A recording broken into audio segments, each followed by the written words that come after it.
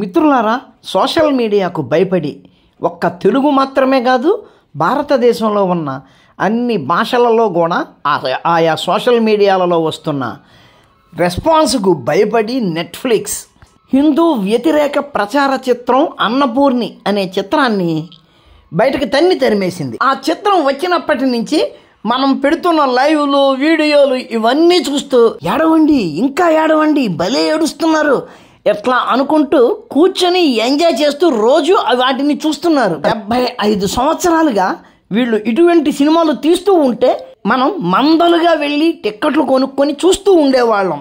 రాముణ్ణి తిడితే గనక చప్పట్లు కొట్టేవాళ్ళం.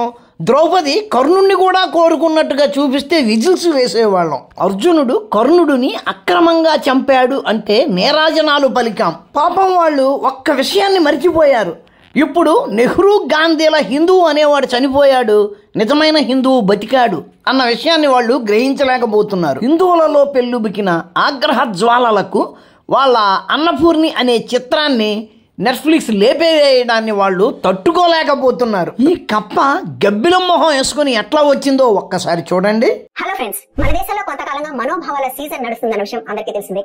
సారీ అమ్మా, ఏమనుకోకే, మేము అనుకోకుండా నీ మనోభావాలు దెబ్బతీసేలాగా ఆ సినిమాని అక్కడి నుంచి లేపించేసాం. ఏమనుకోకే, మళ్ళీ అలాంటిది ఎప్పుడు జరగకుండా చూసుకుంటాం. ఈ మధ్య అన్నపూర్ణి అనే ఒక తమిళ సినిమా వచ్చింది. అది నెట్ఫ్లిక్స్ లోను, జీలోను, ఓటీటీ ప్లాట్ఫామ్స్ లో మాత్రమే బ్రాడ్కాస్ట్ అయింది. లేదమ్మా, అది తమిళనాడులో మాత్రం థియేటర్లలోనే రిలీజ్ అయింది, సూపర్ హిట్ అయింది. నయనతార థియేటర్లకు వెళ్ళి హల్చల్ కూడా చేసింది. అఫ్ కోర్స్ మిగిలిన దేశమంతా నెట్ఫ్లిక్స్ లోనే వచ్చింది అనుకోండి, అది వేరే విషయం. ఈ సినిమాలో ఒక సన్నివేశం quote and quote Hindu Rama భక్తుల మనోభావాలను దెబ్బతీస్తుంది. ఇదిగో గబ్బిలం ముఖం వేసుకున్న బర్రే, ఒక సీను హిందూ రామభక్తులు అంటూ మాట్లాడతావేంటి? మొత్తం సినిమా అంతాను రామభక్తులు కాదు, శివభక్తులు కూడా. మొత్తం సినిమా అంతా అందరికీ అభ్యంతరకరమే, ఒక్క సీను కాదు. వాళ్ళు కేసు పెట్టారు. విహెచ్పి కూడా రంగంలో దూకి నెట్ఫ్లిక్స్ కి జీకి లెటర్స్ రాసింది. దాంతో వాళ్ళు ఈ సినిమాని వెనక్కి తీసుకున్నారు. మాకు పిర్ర మీద ముళ్ళు గుచ్చుకుంది, మేము ఏడ్చాము. వాడు ఆ ముళ్ళు తీసేసి అక్కడ ఆయింట్మెంట్ రాసి మమ్మల్ని జోకెట్టాడు. మధ్యలో నీకొచ్చిన ఇబ్బంది ఏంటి? నీ ఆసనంలో గుణపం గుచ్చుకున్నట్టుగా ఏడుస్తున్నావు. అసలు ఈ సినిమాలో ఏముంది, వాళ్ళ మనోభావాలు దెబ్బతీసిన సన్నివేశం ఏంటి అన్నది ముందు తెలుసుకుందాం. ఒక సీన్ ఏమిటి, మొత్తం సినిమా అంతా మాకు అభ్యంతరకరమే. ఓహో, ఏ సీను మీద మేము అభ్యంతరం చేస్తున్నాము అని నువ్వు అనుకుంటున్నావు అంటే నీకు ఇష్టమైన సీన్ అనమాట. ఆ సీన్ గురించి చెప్తావా? సరే చెప్పు. ఈ సినిమా కథ ఏంటంటే, శ్రీరంగంలో పూజారిగా పనిచేసే రామానుజం అనే ఒక వ్యక్తికి ఒక కూతురు పుడుతుంది. రామానుజానికి కూతురు పుట్టింది. ఓహో, ఈ డైలాగ్ కూడా బాగుంది, సినిమాకి పెట్టుకోవచ్చు. ఆ అమ్మాయి పుట్టడంతోనే ఒక స్పెషల్ క్వాలిఫికేషన్ తో పుడుతుంది. అదేంటంటే ఆ అమ్మాయికి ఎన్హాన్స్డ్ టేస్ట్ బడ్స్ ఉన్నాయి. అంటే ఆమెకి రుచిని గ్రహించే శక్తి చాలా అమోఘంగా ఉంటుంది. గుర్తుంచుకోండి, రుచిని గుర్తించే శక్తి అమోఘం. దాన్ని కొంచెం ఎగ్జాగరేట్ చేయడం కోసం ఆమె పుట్టిన వెంటనే డాక్టర్లు చెప్తారు కూడా, ఈ అమ్మాయి రుచి లేకుండా ఏమీ తినలేదు, చివరికి తల్లి పాలల్లో కూడా రుచి కోసం వెతుక్కుంటుంది అని. ఇక్కడే దర్శకుని కుట్ర కనబడుతుంది. దానిని అట్టుకు ఏలాడుతున్న నీ కుయుక్తులు కనబడుతున్నాయి. టేస్ట్ బడ్స్ కేవలం ఆ రుచిని తెలియజేస్తాయి అంతే, వాటిని ఎదుక్కునేది మాత్రం బ్రెయిన్. గుర్తుంచుకో, టేస్ట్ బడ్స్ బాగా పనిచేయడం వల్ల, ఎక్కువ ఉండడం వల్ల జరిగేది ఏమిటంటే, ఏ వస్తువుని తిన్నా దానిని ఎనలైజ్ చేసే శక్తి ఎక్కువ ఉంటుంది. ఇందులో పులుపు ఎక్కువ ఉంది, కారం ఎక్కువ ఉంది, అట్లా.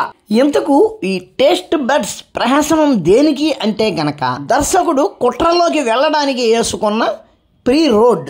సరే, ఎగ్జామినేషన్ ఎట్లా ఉన్నప్పటికీ కూడా ఆ తర్వాత కాలంలో ఆమె దేన్నైనా రుచి చూడటం, ఆ రుచికి సంబంధించి బోలెడంత డ్రామా జరుగుతుంది. ఈ కారణాలన్నిటి వల్ల ఆమెకి చెఫ్ కావాలనే కోరిక కలుగుతుంది. ఆ డ్రామాలు జరగడం వల్ల ఆమెలో చెఫ్ అవ్వాలన్న కోరిక కలగడం కాదు, ఆమెలో చెఫ్ అవ్వాలన్న కోరిక కలిగింది అని చెప్పడం కోసం డైరెక్టర్ ఆడిన డ్రామా అది. ఆమె చెఫ్ అయితేనే కదా కోడి మాంసము, పంది మాంసము కొయ్యగలిగేది. నల్లగుడ్డ జోబులో పెట్టుకు తిరిగేవాడిని ఆ నల్లగుడ్డ నా నెత్తి మీద కప్పవా అని ఆమె అడిగేది. అందుకోసం ఆ డ్రామాను సృష్టించారు డైరెక్టర్ గారు. తల్లా, కానీ చెఫ్ కావాలంటే తప్పనిసరిగా నాన్ వెజిటేరియన్ అంటే మాంసాహారం వండాలి.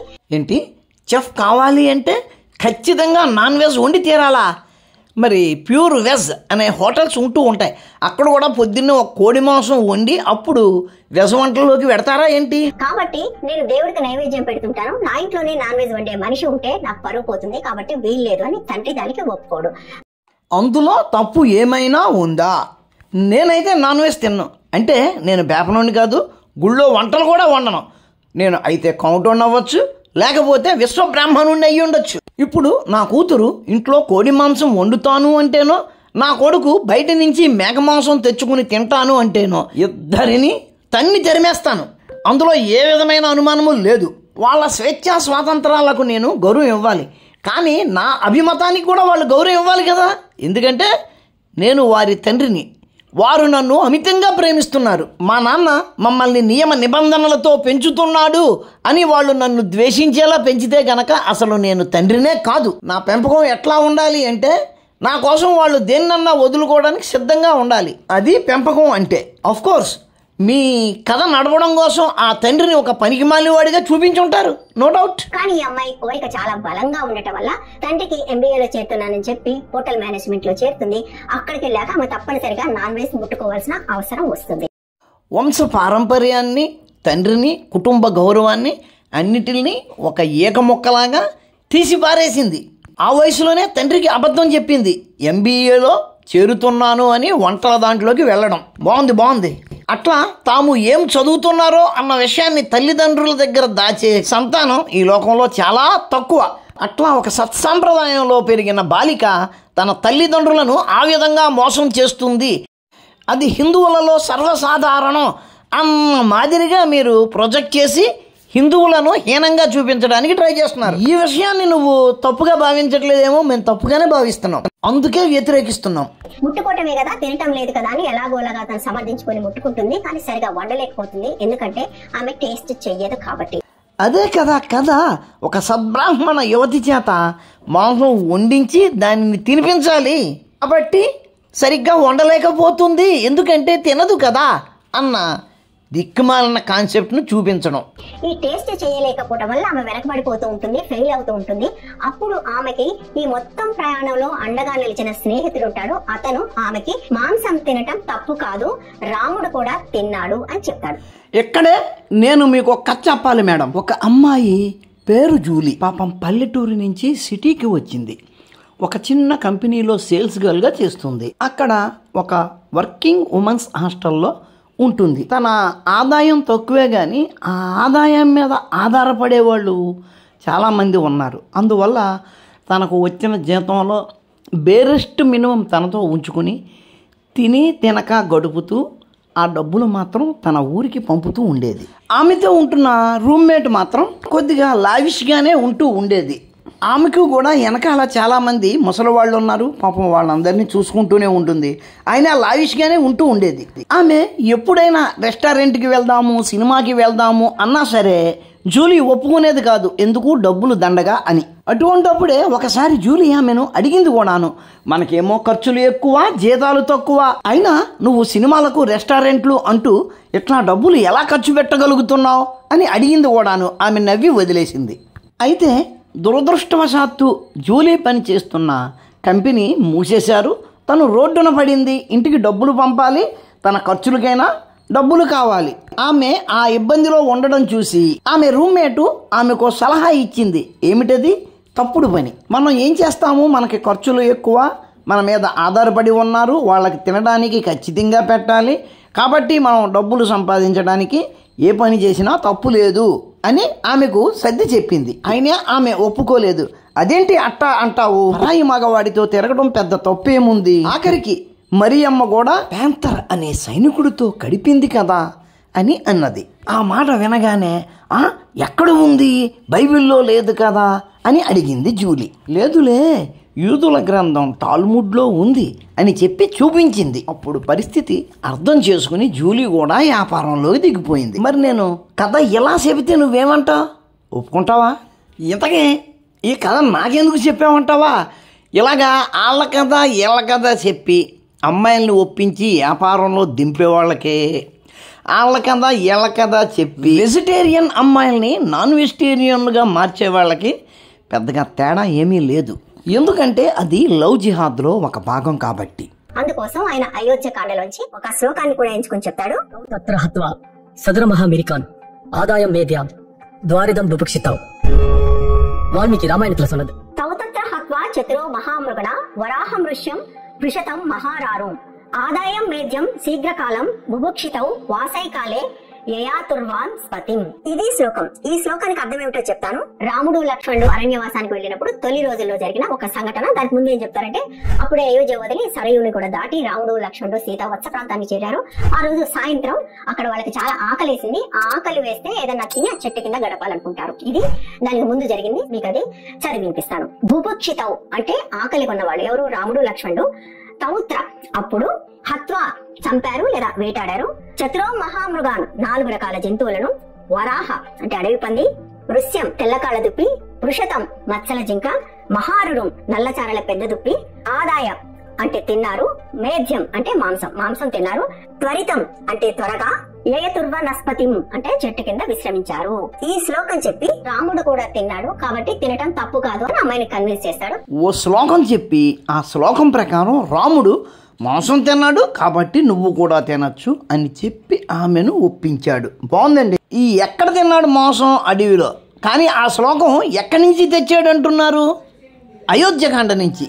ఆ సంఘటన అడవిలో జరుగుంటే అది అరణ్యకాండలోంచి రావాలి. సరే, మీరు అన్నట్టుగా అయోధ్యకాండే కాదు, బాలకాండలో నుంచి కూడా చెప్పచ్చు. కానీ ఆ శ్లోకం నంబర్ ఎంత, అది ఏ సర్గలోంచి తెచ్చారు అన్నది చెప్పాలి. అట్లా చెప్పకపోతే గనక మీరు శ్లోకాన్ని సృష్టించినట్టే అనుకోవచ్చు. రాముడు క్షత్రియుడు, మాంసం తినడంలో తప్పేంటి, మీరు అలా ఎందుకు కొట్టుకు చేస్తున్నారు అని నువ్వు అడగచ్చు. మేము కూడా రాముడు మాంసం తిన్నాడా లేదా అన్న విషయం మీద చర్చించట్లేదు. అడవిలో తిన్నాడా లేదా అన్నదే చర్చ. ఎందుకంటే ఒకసారి ఈ శ్లోకం చూడండి. ఈ శ్లోకం నెంబరు 2 అంటే 2వ కాండ అంటే అయోధ్యకాండ 20వ సర్గ 29వ శ్లోకం. నేను మీలాగా సంస్కృతం చదువుకోలేదు, మీలాగా నాకు నోరు తిరగదు కాబట్టి ఆ శ్లోకాలు చదవను, ఆ ప్రతిపదార్థాలు కూడా చదవను. అవి ఎక్కడే ఉన్నాయి, వీడియో అయిపోయిన తర్వాత మీరు కావాలంటే చెక్ చేసుకోండి. ఇక్కడ శ్రీరాముడు చెబుతున్నాడు, I shall live in a solitary forest like a sage for 14 years living off meat and living with roots fruits and honey. నేను అడవిలో 14 సంవత్సరాల పాటు పళ్ళు దుంపలు తేనె తాగుతూ ఋషులలాగే జీవిస్తాను. ఈ మాట ఎవరితో చెబుతున్నాడు? తల్లికి కాదంటావా, వేరొకరికి, ఎవరికైనా సరే ఈ మాట చెబుతున్నాడు. ఈ మాట రాముడు ఎవరికిచ్చినా రాముడు ఇచ్చిన మాటే. నువ్వు ఏదో శ్లోకం తెచ్చి రాముడు మాంసం తిన్నాడు అంటే కామోసు అనుకోవచ్చు.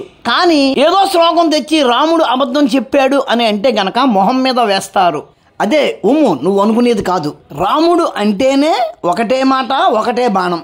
మరి క్లియర్గా అడవిలో 14 సంవత్సరాల పాటు నేను మాంసము తినను అన్న తర్వాత మాంసం తింటాడంటావా?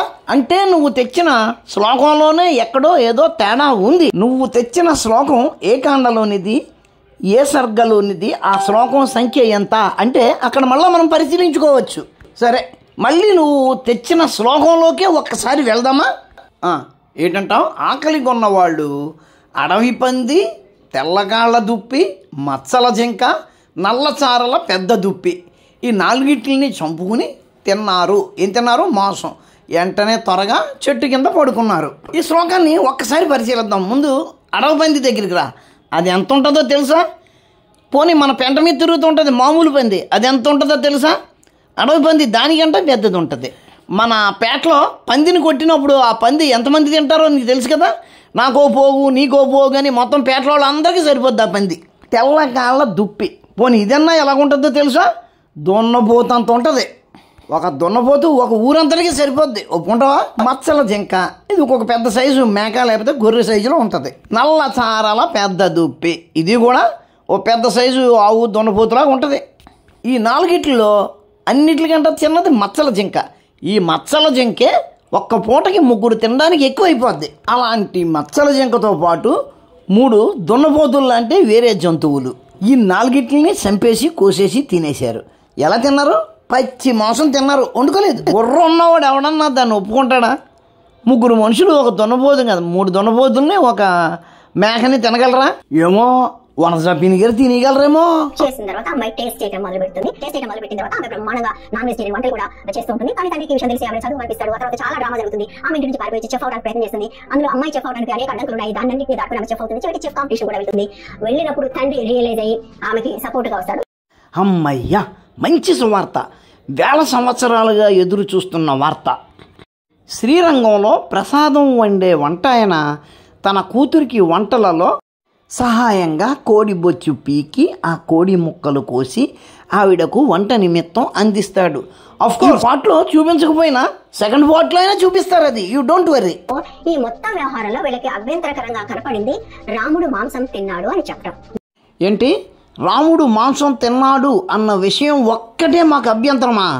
మళ్ళా సోడా బుడ్డట్టు కొడితే సత్తావు. సినిమాలో ప్రతి అంశము మాకు అభ్యంతరమే. ఎవడో ఒకడు రోడ్డు మీద చేపలు కాల్చి అమ్ముకుంటుంటే ఆ రోడ్డులో పోతున్న ఒక బ్రాహ్మణ బాలిక ఆ వాసనను ఆస్వాదిస్తూ ఆ వెనక్కి తిరిగి దాన్ని కేసి చూస్తూ వాళ్ళ నాన్నను తిట్టుకుంటుందా ఆ చేప పెట్టలేదని. ఆ పాపకు ఉన్నవి ఎన్హాన్స్డ్ టేస్ట్ బడ్స్, అంతేగాని ఎన్హాన్స్డ్ నోస్ నెర్వ్స్ కాదు. ఇది గుడ్ ఓల్డ్ టెక్నిక్. హిందువులను మతం మార్చాలి అంటే బ్రాహ్మణులను కొడితే చాలు, అందుకే బ్రాహ్మణుల మీద టార్గెట్ చేశారు. ఇప్పటికీ కూడా క్షత్రియులుగా ఉన్న వాళ్ళు మాంసం తింటారు, బ్రాహ్మణులు మాత్రమే మాంసం తినరు. ఏంటక్క, ఏంటంటావు? బ్రాహ్మణులు మాత్రమే మాంసం తినరా? మరి ఇక్కడ ఫోటోలో కనపడుతున్నాడు చూడు, ఆయన కూడా తిండు కదా. అలాగే నేను కూడా మాంసం తినను. మేము విశ్వ బ్రాహ్మణులము, మరి మేము తినము కదా. మైకుంది, నోరుంది, నోటికి వచ్చినట్టు పేలొచ్చు, అంతేనా? అది కూడా అందరూ బ్రాహ్మణులు కాదు, కొంతమంది మాత్రమే. వాళ్ళు కూడా బౌద్ధం వచ్చిన తర్వాత బౌద్ధం ప్రచారం చేస్తున్న జీవహింసకు ప్రతిగా శాకాహారానికి మారారు. కానీ అన్న మిమ్మల్ని ఎంత తక్కువ అంచనా వేసాను పిన్ని గారు. అది కూడా అందరు బ్రాహ్మణులు కాదు అని అంటుంటే, ఇదిగో మీ సినిమాలో గాడిద సలహా మీద హీరోయిన్ మాంసం తినేసింది కదా, అట్లాగే బయట కూడా మీలాంటి గాడిదల మాటలు నమ్మి తినేసే బ్రాహ్మణులు చాలా మంది ఉంటారు అని అంటావేమో అనుకున్నాను. అమ్మమ్మ, బుద్ధుణ్ణి తీసుకొచ్చేసావా? దాందేముందమ్మా వనజాపిన్ని గారు, కథలు ఎన్నెన్నో చెప్పచ్చు, అంతెందుకు మీ కులంలో కుక్క ఉచ్చ పంది ఉచ్చ తాగుతారని విన్నాను, నిజమే కదా? మొట్టమొదట బ్రాహ్మణులందరూ కూడా యజ్ఞయాగాదులు చేసే కాలంలో మాంసం తినేవాళ్ళు అనేది రెఫరెన్సెస్ అన్ని ధర్మశాస్త్రాల్లో కూడా కనపడతాయి.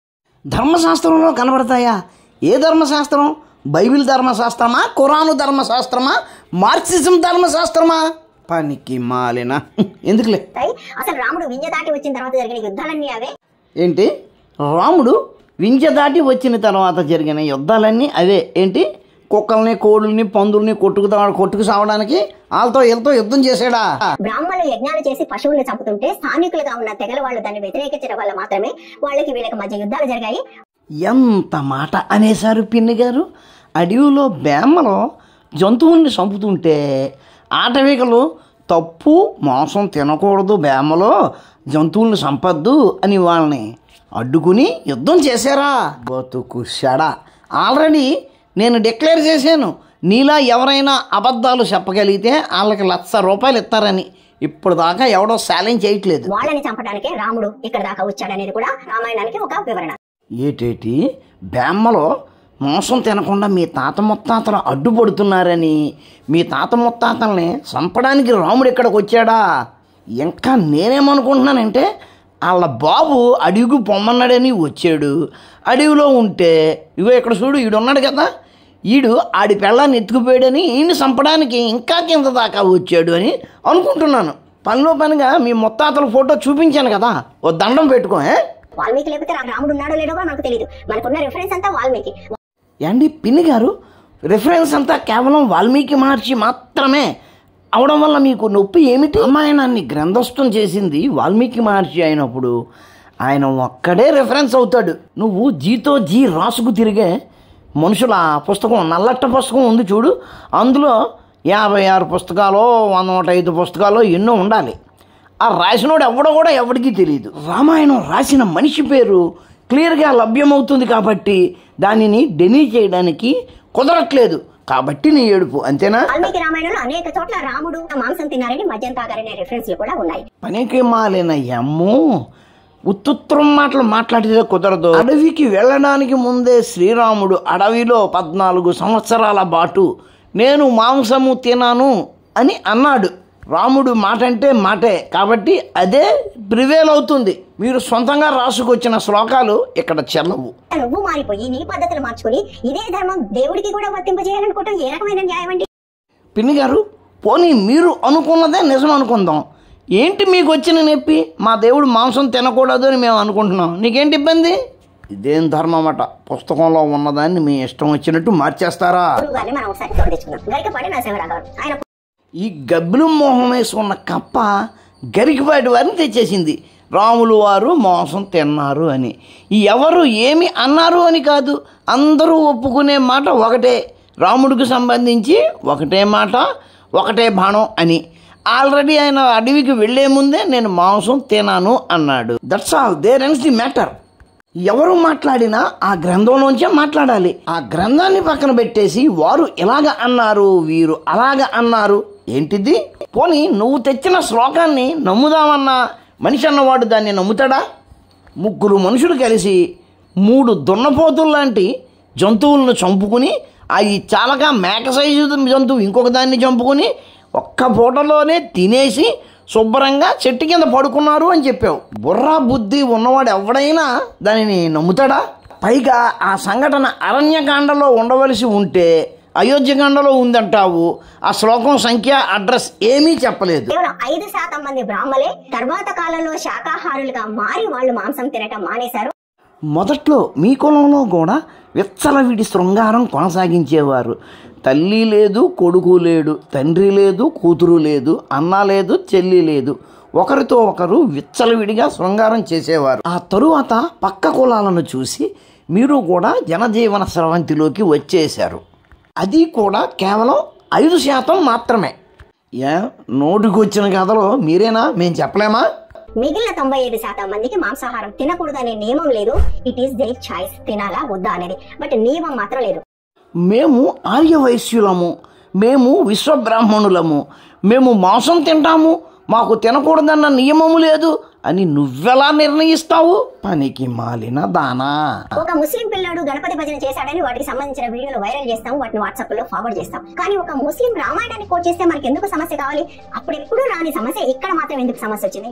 దీనికి జవాబు నీకు ఎప్పటికీ తెలియదు. కానీ ఆ సీన్ చూడగానే మాకు అర్థమైపోయింది. మాకు ఎందుకు కోపం వచ్చింది అన్నది నీకు తెలియట్లేదు. కానీ మాకు ఎందుకు కోపం వచ్చింది అన్నది నీకు ఇప్పుడే కాదు, ఎప్పటికీ తెలియదు. ఎందుకు అంటే గనక ఆ సీను మామూలు సీను కాదు, అది లవ్ జిహాద్కి తొలిమెట్టు కాబట్టి. ఆ సినిమా చూసి వేలల్లో పసిపిల్లలు నిజమే కదా అని అటువంటి ప్రవర్తనలోకి వెళ్ళే అవకాశం ఉంటుంది. ఆ సినిమాలో ఉన్నటువంటి ముస్లిం యువకులే వాళ్ళ వెనకాల పడి వాళ్ళను లవ్ జిహాదాయ స్వాహ అంటారు. మతం వేరు, మత రాజకీయాలు వేరు. మతం వేరు, మత రాజకీయాలు వేరు. బాగానే చెప్పావమ్మా. ఒక్కసారి ఇక్కడ చూడు, ఈ ప్రార్థన చేస్తున్నారు చూడు, వీళ్ళు ఎవరికి ఓటేయమంటే వాళ్ళకే వేస్తారు. పైగా వీళ్ళు ఈ దేశంలో మైనారిటీలు. కానీ మిలిటరీ, రైల్వేస్ తర్వాత అత్యధిక భూభాగం వీళ్ళ చేతుల్లోనే ఉంది. అలా ఎందుకుంది అంటే గనక మత రాజకీయాలు మాత్రమే. మతం వేరు, మత రాజకీయాలు వేరా? భలే చెప్తున్నావే. ఇప్పుడు కూడా ఇది ఎందుకు చేశారు వాళ్ళందరికీ తెలుసు. కేసు వేసిన రమేష్ సోలంకికు, విహెచ్పికు ఖచ్చితంగా తెలుసు. ఎవరో ఒకరు చెప్పి కూడా ఉంటారు. చుట్టుపక్కల కాస్త కూస్తో బుర్రలో గుజ్జున్న వాళ్ళు ఎవరో ఒకళ్ళు వాళ్ళకి చెప్పే ఉంటారు. బాబు, రాముడు క్షత్రియుడు, ఆయన మాంసం తింటాడు, అది అసలు విషయమే కాదని గరికపాటి వాళ్ళగా చెప్పిన వాళ్ళు ఎవరో ఉండుంటారు. ఏడిసేవు. కానీ మేము ఆ సినిమా మీద యుద్ధం చేసింది దేనికి? అదేదో రాముడు మాంసం తిన్నాడు అన్న ఒక్క కారణం కాదమ్మా. మ్యాటర్ ఏంటో నీకు తెలుసు. ఇదిగో ఇక్కడ కనబడుతున్నాయి చూడు, లవ్ జిహాద్ అంటారు దానిని. ఇది వరకు ఇటువంటి సినిమాలు వస్తే కాలేజీలు ఎగ్గొట్టి మ్యాట్నీలకు వెళ్ళి విజిళ్ళు వేసి స్టెప్పులు వేసేవాళ్ళం. సినిమాల ఆంతర్యం ఏంటో ఇప్పుడు మాకు తెలుసు కాబట్టి ప్రశ్నిస్తున్నాం. మా యువత మత మార్పిడికి లోనవ్వడానికి మేమేమీ సహకరించాం. అటువంటి ప్రయత్నాలు జరిగితే వాటి మీద మేము ప్రశ్నిస్తాము, యుద్ధం చేస్తాము. అదే ఇక్కడ జరుగుతుంది. విషయం నీకు తెలుసు, దానికి మేము అడ్డుపడుతున్నాం కాబట్టి నీకు కడుపులో మండి ఆ విధంగా నువ్వు ఇక్కడికి వస్తే తిడతారు కాబట్టి రాముడు మాంసం గురించి మాత్రమే మాట్లాడుతున్నావు. అంతేగాని మత మార్పిడి విషయాన్ని గురించి కనీసం ప్రస్తావించట్లేదు. ఈ కన్వర్సేషన్ లో ఉంచడం వల్ల ఏప్రిల్లో వచ్చే ఎన్నికల్లో లాభం. అక్కడ రామాలయమైనా, రాముడి పేరుతోటి మన దగ్గరే కలిపి పంచుతున్న అక్షంతలైనా, ఈ సినిమా మీద తీసుకొచ్చిన అనవసర వివాదమైన. మా పిన్ని గారు చిన్నప్పుడు చాలా ముద్దుగా ఉండేవారు. కావాలంటే చూసుకోండి. ఎంత దారుణంగా ఒక లవ్ జిహాద్ మీద మేము చేస్తున్న పోరాటాన్ని పిన్ని గారు రామాలయం మీదకి తిప్పుతున్నారంటే ₹1,00,000 ఇంకా అలాగే ఉంది. ఈ పిన్ని గారు ఆడినన్ని అబద్ధాలు ఎవరైనా ఆడగలిగితే, ఒక నిమిషంలో ఈ పిన్ని గారు ఆడినన్ని అబద్ధాలు ఎవరైనా ఆడగలిగితే వాళ్లకు ₹1,00,000 బహుమతి ఆఫర్ అలాగే ఉంది. ఇక్కడ పాపగారు, అదే మా పిన్ని గారు, మా పాప పిన్ని గారు ఒక్క విషయం మర్చిపోయారు. పాపగారి చుట్టాలు తీసిన సినిమాలో ఆ జిహాదీ నల్ల ముసుగు ఉంటుంది కదా, అది వేసుకొని ప్రార్థన చేస్తే బిర్యానీకి యమా టేస్ట్ వచ్చేస్తుందట. మరి పాపగారు అదే ముసుగు వేసుకుని కెమెరా ముందు కూకొని వార్తలు చదివితే గనక విపరీతంగా వ్యూస్ వచ్చేస్తాయి. మంచి టేస్ట్ కోసం ఈ పాపగారు మా పిల్లలను ఆ ముసుగు వేసుకుని వంట చేయమంటున్నారు. మరి అదే ముసుగు వేసుకుని ఎక్కువ వ్యూస్ పొందొచ్చు కదా, ఆవిడ ఎందుకు చెయ్యరు? చేస్తారు, ముందు ముందు ఖచ్చితంగా చేస్తారు. మిత్రులారా, ఈ పాపగారు ఆ నల్ల ముసుగు వేసుకుని రేపటి నుంచి వార్తలు చదువుతారు, అదే ఈ వీడియోలు తయారు చేస్తారు. వీడియో నచ్చితే లైక్ చేయండి, షేర్ చేయండి, మీ కామెంట్ పెట్టండి. నచ్చకపోయినా అదే పని చేయండి. ఉంటాను. నమస్కారం. మతోన్మాదంపై రామబాణం.